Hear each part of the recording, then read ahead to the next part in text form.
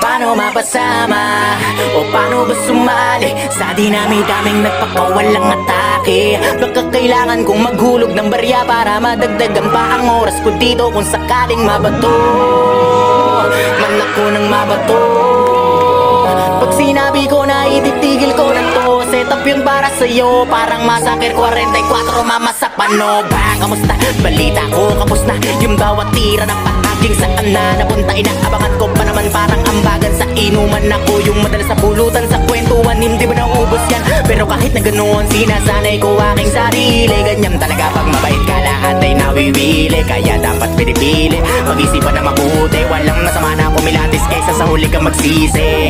Naranasan ko na rin yan yung tipong walang pagkakataon na mapakinggan at dumating sa puntong wala na rin malapit. Ang sarili ko na lang ang nagsilbi ko na sandigan.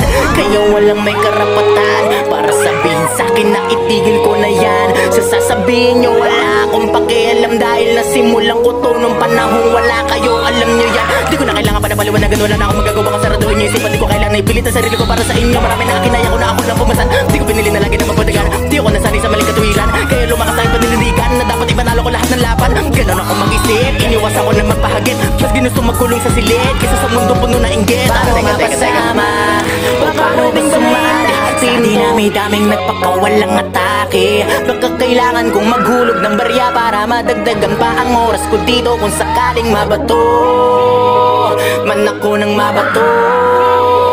Pag sinabi ko na ititigil ko na to, set up yun para sa'yo, parang masakir 44 mama sa pano. Ba, kamusta? Balita ko, kapos na yung bawat tira ng paaging saan na napunta. Inaabangan ko pa naman parang ambagan sa inuman. Ako yung madalas sa pulutan sa kwentuhan, hindi ba naubos yan? Pero kahit na ganoon, sinasanay ko aking sarili. Ganyan talaga pag mabait ka, lahat ay nawiwili. Kaya dapat pinipili, mag-isipan na mabuhay.